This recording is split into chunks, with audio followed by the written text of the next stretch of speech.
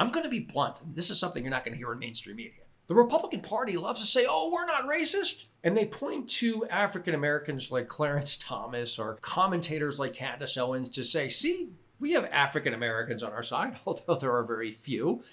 But their actions speak louder than their words. And the greatest example of this are Republican efforts to fight the renaming of military bases that are named after Confederate soldiers, in other words, traitors to this country. Here's an example. North Carolina's Fort Bragg officially became Fort Liberty, and Fort Bragg was named after North Carolina enslaver Braxton Bragg, a turncoat who betrayed America and fought for the Confederacy. So it turned my stomach when presidential candidates Ron DeSantis and Mike Pence gave speeches to the North Carolina Republican Convention on June 9th, saying that the name change was, quote, political correctness.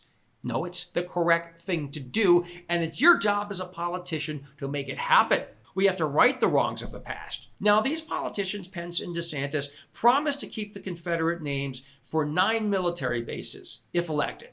Check out the video. And I also look forward to, as president, restoring the name of Fort Bragg to our great military base in Fayetteville, North Carolina, and thank the people that have served there, and they're proud of their service there.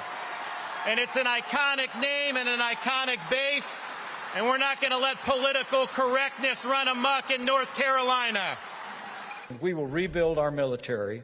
We will give our soldiers, sailors, airmen, Marines, and Coast Guard the support they need to accomplish their mission. We will end the political correctness in the hallways of the Pentagon, and North Carolina will once again be home to Fort Bragg.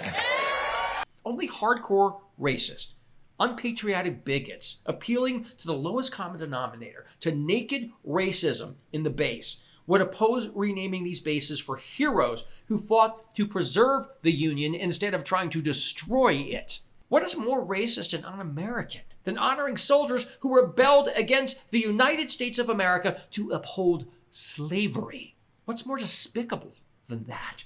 Well, that is what Ron DeSantis and Mike Pence and Donald Trump stand for. So they can put Candace Owens and Clarence Thomas and Tim Scott up there all they want, but when it comes right down to it, this is who they are, this is what they are, and this is what they stand for. This is the modern Republican Party.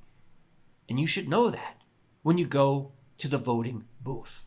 For a little history, Camp Bragg was named in 1918 during a mobilization for World War I. And while the nation was distracted, Southern white communities exploited the situation and went on a naming binge honoring traitors. When the law renaming bases was passed in 2020, President Trump vetoed a massive bill to fund the military because of the base renaming. It was so important to Trump to keep the Confederate names that he was willing to sabotage our military. So do not believe Republicans when they say they are pro-military and they honor the soldiers and the flag. They don't. They honor bigotry.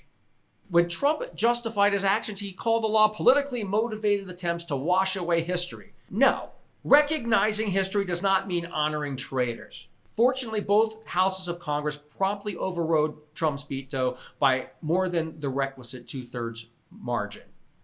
But Republicans are revisiting this again because in order to win in a Republican primary today, you have to get lower than an ant's belly. Why is that? Because they see white supremacists. They see them as a constituency, as possible votes. And any decent party with integrity that cares about this country, that wants to unify Americans, would not pander to those people because they represent everything wrong with America. They represent the opposite of what we should stand for. And that is why I cannot understand for the life of me why any decent person would vote Republican today, given their values and what they have done. Their actions speak louder than their words.